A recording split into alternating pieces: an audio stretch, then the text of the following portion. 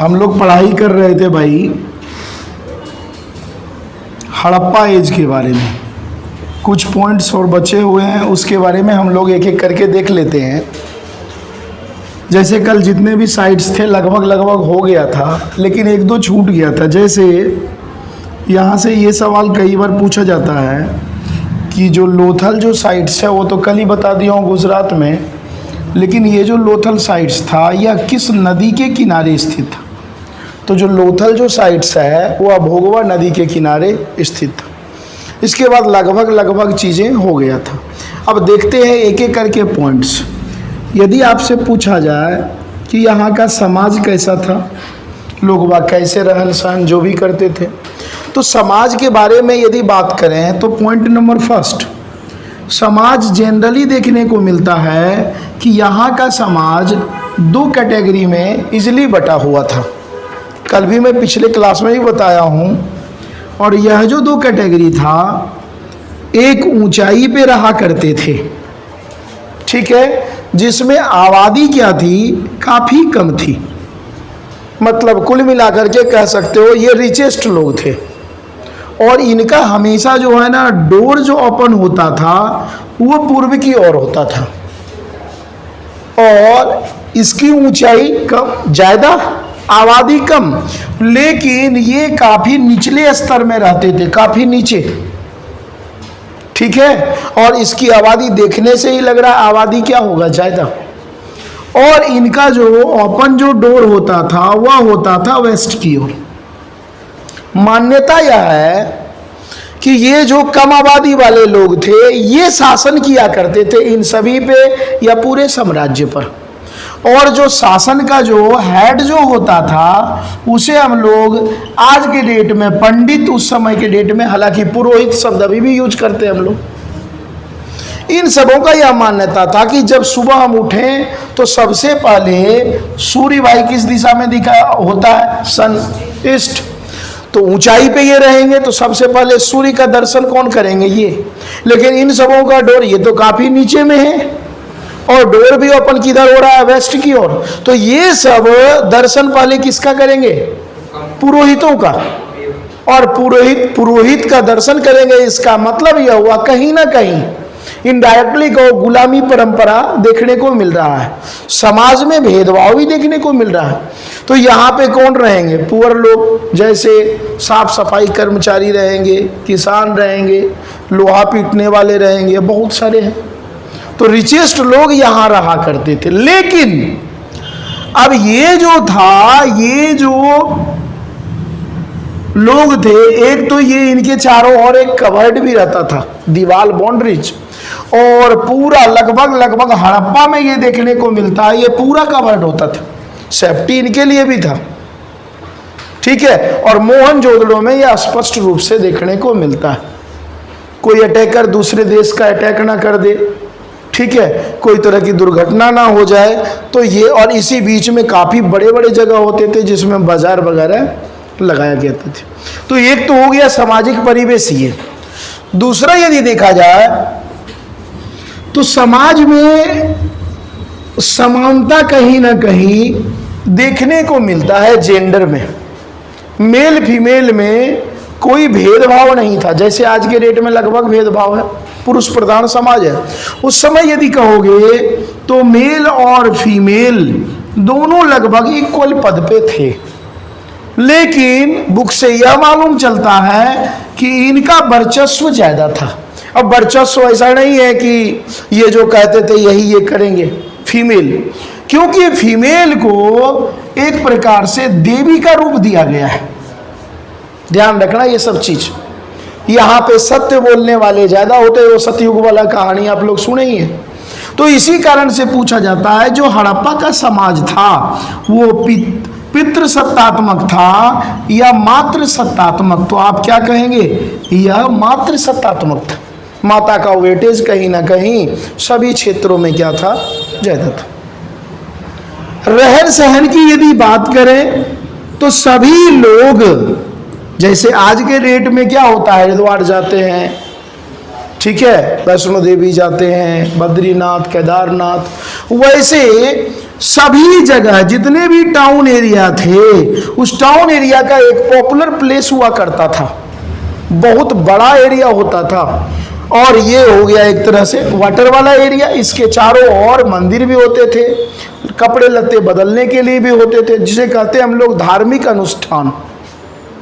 तो यहाँ पे यदि मुख्य रूप से हम लोग देखें तो देवी देवता के प्रमाण मिलते हैं, क्योंकि इसका सबसे अच्छा प्रमाण है स्वास्तिक के प्रमाण मिल रहे हैं, शुभ लाभ के प्रमाण। और शुभ लाभ कहीं ना कहीं किस देवता को समर्पित है? तो सूर्य को। तो सूर्य तो प्रॉपर रूप से नेचर हो गए। तो यहाँ के जो लोग बाग हैं ईश्वर की तो पूजा करते थे। ब्रह्मा के भी एग्जाम्पल यहाँ पे मिलते हैं, ध्यान रखना ये सब चीज, ठीक है। लेकिन यदि पूछा जाए मैक्सिमम लोग जो डिपेंडेंट थे तो ये नेचर की पूजा ज्यादा किया करते थे। अरे आज के डेट में जो ये पीपल का पेड़ है, नीम का पेड़ है, बेल का पेड़ है, ये बचा क्यों है? हम लोग आज के डेट में समाज में पीपल के पेड़ काटने से डरते हैं। क्यों डरते हैं? ईश्वर का वास होता है। लेकिन देखो उस समय के लोग कितने साइंटिस्ट थे कि पीपल के पेड़ में ज्यादा क्या होता है? ऑक्सीजन होता है। तो समझदार थे। तो जिस चीज में पूजा पाठ करने लगे, अभी के डेट में भी हम लोग बेल का यदि देखा जाए, जो बेल के पेड़ होते हैं, ठीक है, उनको कट नहीं करते हैं। नहीं तो लोग बाग इतना ज्यादा लोग बाग आज के डेट में हैवान हो गया, किसी की भी लकड़ी कट करके अपना यूज कर लेते। तो इसी कारण से तो पहले वाले लोग नेचर की, नदी की पूजा किया करते थे, ठीक है, पॉल्यूशन नहीं फैलाते थे। तो कुल मिलाकर के जो अभी चीजें हैं इसका अपोजिट उस समय था। और लोग बाग प्रकृति से ज्यादा जुड़े रहते थे। जंगल झाड़ उस समय ज्यादा होगा तो सिंपल सी बात है। कहीं कहीं पे यह भी देखने को मिलता है कि जंगली जानवर की भी पूजा पाठ ये सब कर रहे हैं। हो सकता है उस एरिया का रक्षक हो। तो ये सब चीज आपको यहां पे समझना पड़ेगा। समाज में यदि देखा जाए, यही समाज को ही देखेंगे तो सब कुछ यहीं पे आ जाएगा। पूजा पाठ में सबसे ज्यादा वर्चस्व मैं पहले ही बता चुका हूं, सबसे ज्यादा वर्चस्व किनका होगा? पुरोहितों का। जैसे आज के डेट में पंडित जी वगैरह आते हैं, पूजा पाठ करवाते हैं, तो पुरोहित ही प्रधान होता था। और ये अपने अनुसार से समाज को क्या करते रहते थे? रोटेट करते रहते थे। पहनावे ओढ़ावे की यदि बात करें तो जिस तरह से आज के डेट में हीरे जवाहरात हैं, लत्ते कपड़े हैं, जो भी यूज कर रही हैं महिलाएं और पुरुष, सभी के सभी उस समय थे, ठीक है। मणके भाई मिल रहा है, साड़ी के रूप में लोग बाग साड़ी भी यूज कर रहे हैं, धोती जिसे उस समय कहते थे। और साड़ी के बड़े पैमाने पे, क्योंकि आप यदि देखोगे तो सबसे ज्यादा कपास अभी भी जो होता है भारत में होता है, पाकिस्तान में। और यदि आपसे पूछा जाए कि हड़प्पा का ज्यादा बड़ा एरिया हिंदुस्तान में था या पाकिस्तान में, तो पाकिस्तान में। जब कपास हो रहा है तो मिलें लगेगी, जो चांद हुदड़ों में बता चुका हूं, तो वहां से अलग अलग टाइप के लत्ते कपड़े, ठीक है, स्टोन मिल रहे हैं, गोल्ड मिल रहे हैं, हाँ वो अलग मैटर है, यूज कैसे करते, चूड़ी मिल रहे हैं। तो यही सब तो है। तो आज का जो पहनावा ओढ़ावा है उस समय भी कहीं ना कहीं था। एक यह भी आता है सामाजिक स्तर पर, एक वर्ड आता है फ्योन्स। ये एक तरह से लग्जरी जीवन था। मान लो राजा महाराजा हैं, पुरोहित हैं, बड़े बड़े जो व्यापारी आएंगे, तो ये एक तरह से समझ लो घड़ा होता था, ऐसे सुराही टाइप का बना लो, और ये काफी चमकीला होता था, इस पे पॉलिश चढ़ा हुआ होता था, और इसमें बाइन रखे जाते थे। अब भाई उस समय बाइन वगैरह अच्छे क्वालिटी का कौन यूज करेगा? तो तरीके सब कुछ थे उस समय भी। लोग बाग मिरर का भी यूज कर रहे हैं। क्यों? सोरतुगई से मिरर के भी, कांच के भी प्रमाण मिले हैं। और लोग बाग अभी भी तुम लोग देखोगे, जब कॉपर को या पीतल जो होते हैं, ठीक है, उसको ब्राउन जो होते हैं उसको पूरा चिकना कर दो, देखना फेस दिखना शुरू हो जाएगा। तो कई जगह जो है जैसे तवा होता है ना अपना रोटी बनाने वाला, वैसे कई जगह से मिल रहे हैं।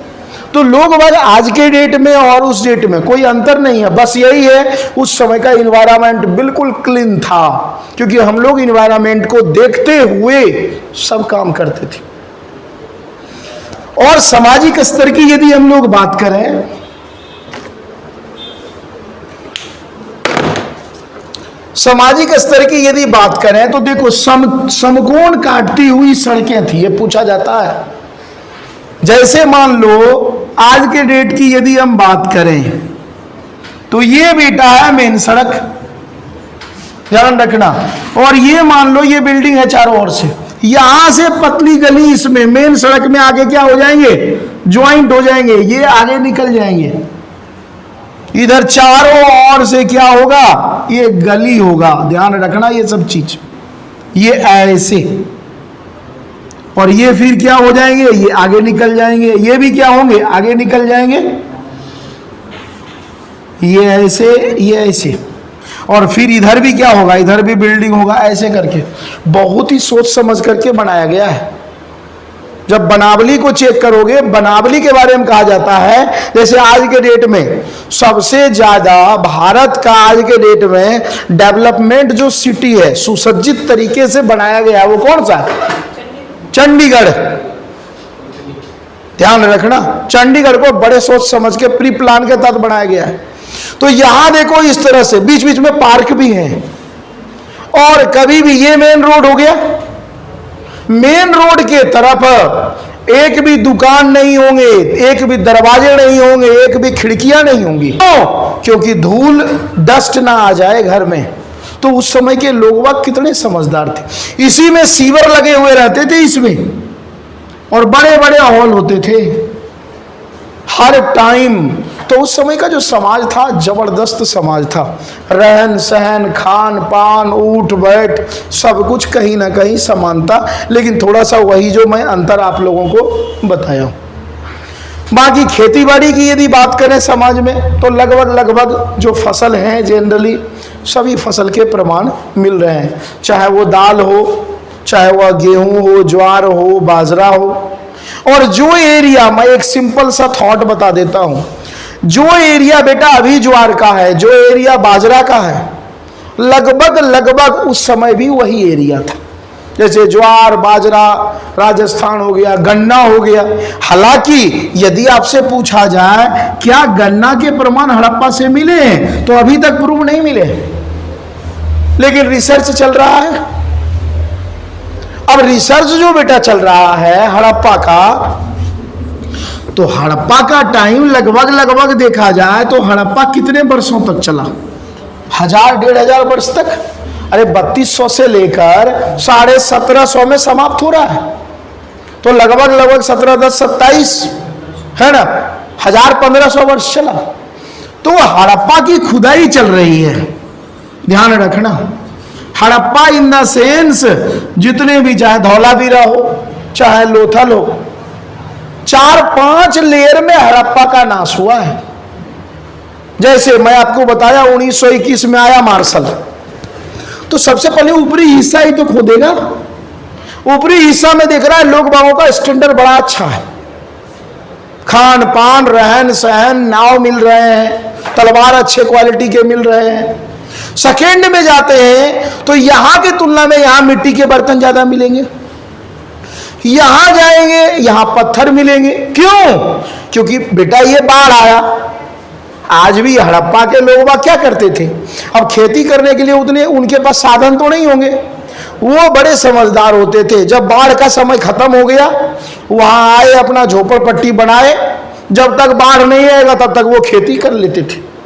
लेकिन कई बार क्या होता है, बिना सोचे समझे, जैसे आज बाढ़ आ जाता है आज के डेट में, तो जब बाढ़ आता था तो ये क्या हो गया, खत्म। अब ये बेचारे जब बाढ़ जब आएगा तो लोग बाग खत्म, कुछ लोग तो क्या बोलते हैं पानी में बह जाएंगे, कुछ लोग भाग जाएंगे।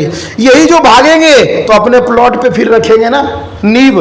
तो ऐसे रिसर्च चल रहा है, अभी यहां तक पहुंचे नहीं है।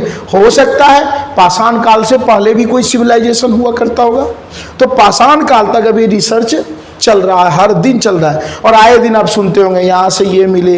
कई बार अभी हाल फिलहाल की बात है, कहाँ की बात है ध्यान तो नहीं, शायद बिहार की बात है या महाराष्ट्र की बात है या मध्य प्रदेश, ध्यान नहीं है। वहाँ पे आज से 1500 वर्ष पहले विष्णु भगवान के लेटे हुए अवस्था में मूर्ति मिले, शायद 3 या 4 फुट के। तो जैसे जैसे रिसर्च और वही C-carbon-40 के जरिए क्या हो जाएगा, जांच हो जाएगा। तो कुल मिला के यदि हम बात करें, हड़प्पा का समाज जबरदस्त था। लेकिन सवाल यह है, हड़प्पा का समाज इतना अच्छा था तो ये खत्म कैसे हो गया? आज के डेट में भी देखोगे तो भारत के ही नहीं, वर्ल्ड के मोस्टली जितने भी नगर हैं सब किसी न किसी नदी के किनारे हैं। क्योंकि उस समय बेटा कोई हेलीकॉप्टर नहीं होता, उस समय साधन होता था, ज़्यादा बड़े बड़े मालवाहक, ज़्यादा माल ढोना है तो वो क्या कर दिए, नदी के जरिए, है ना।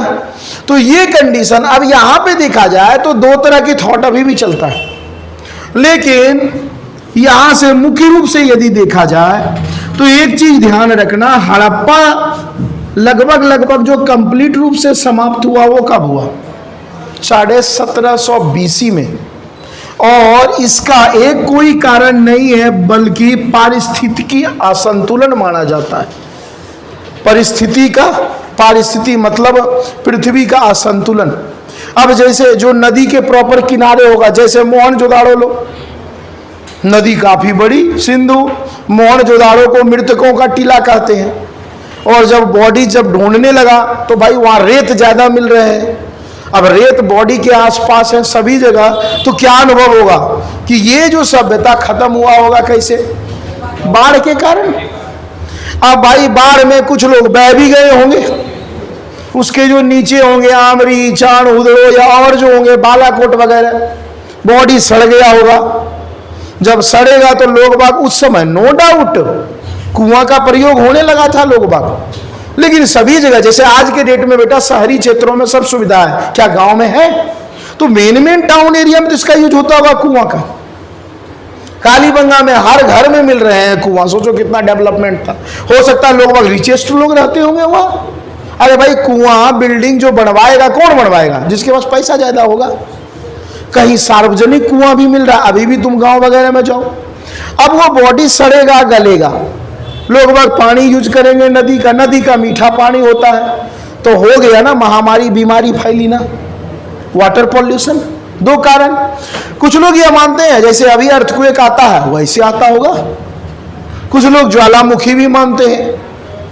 लेकिन मेन जो कारण है वो माना जाता है बाढ़। आज के डेट में भी यदि इतना टेक्नोलॉजी होने के बावजूद बाढ़ आ जाता है तो कोई कुछ नहीं समझ में आता है। एक और माना जाता है कि विदेशी आक्रमण। अब भाई अफगानिस्तान वाले, ईरान वाले, रूस वाले, उधर कुछ हुआ करता नहीं था, भूखमरी की शिकायत। जब अभी भी ईरान इराक में बेटा कोई फसल नहीं होता है, खजूर की खेती होती है, बहुत कम फसल होते हैं। तो ये सब अपने आप को स्टेबल करने के लिए कहाँ आएंगे, इंडस वैली सिविलाइजेशन। अब जब इंडस वैली सिविलाइजेशन आएंगे, अपने घर में किसी को कोई घुसने देगा तो दोनों के बीच क्या होगा, लड़ाई, आर्य और अनार्य की लड़ाई। और जब लड़ाई होगा तो दोनों मरेंगे कटेंगे। लेकिन कुछ लोग जब मरेंगे कटेंगे तो कुछ लोग बच भी जाएंगे, ध्यान रखना। तो उधर से जो अटैक जो हुआ वह भी कुछ टाइम तक आपस में लड़े होंगे, लेकिन धीरे धीरे यहां पे क्या हो गए, स्टेबल हो गए। क्लियर है यहां तक? ऐसे ही मंगोलायट भी आया होगा, ऐसे द्रविड़ वाले भी आया होगा, ध्यान रखना ये सब चीजें।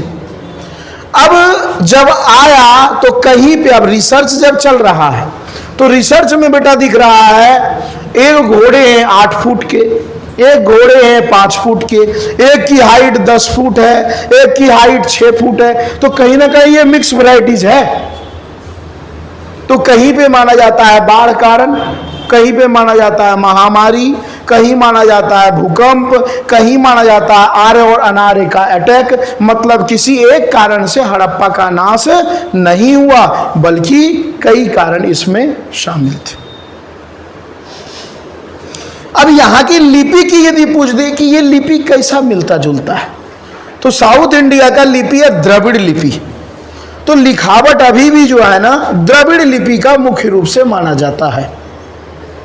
ठीक है, जो साइंटिस्ट जो पता किए हैं कि भाई ये लिपि कैसा है, कैसे पढ़ते होंगे, कैसे समझते होंगे, तो कंप्लीट रूप से ये सब बंदा एजुकेटेड नहीं थे, अपना घर परिवार चला रहे थे। अब इसी देखो 3 तरह का बेटा काल होता है। एक होता है प्राक ऐतिहासिक काल, एक होता है आद्य ऐतिहासिक काल, एक होता है ऐतिहासिक। ऐतिहासिक में क्या होता है, लिखना भी जानता है, पढ़ना भी जानता है, समझना भी जानता है, समझाना भी जानता है। कहा जाता है ना, पढ़े लिखे का क्या थ्योरी है, जो किसी चीज को पढ़ ले, समझ ले और दूसरे को समझाने में सक्षम हो। इससे बैक जाएंगे आद्य ऐतिहासिक, मतलब आद्य मतलब आधा, ऐतिहासिक मतलब ये हिस्ट्री की कहानी। यहां लोग बात लिख तो लेते थे लेकिन कंप्लीटली क्लियर नहीं हो पाता था हर वर्ड कि ये लिखे क्या, और समझाने में भी इन्हें क्या होती थी, परेशानी। और तीसरा होता था प्राक।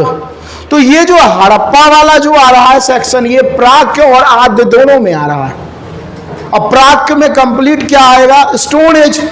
लोग बाग कुछ लिखते ही नहीं थे। लोग बाग क्या करते थे भाई, एक जो है ना वहां पे लिखाई नहीं है स्टोन एज में, वहां क्या बड़े बड़े पत्थर के प्रमाण मिल रहे हैं, नुकीले पत्थर के प्रमाण मिल रहे हैं। तो उससे हमें आइडियाज मिलता है कि वहां के लोग धीरे धीरे डेवलपमेंट, क्योंकि लिखना पढ़ना समझना जानते नहीं थे।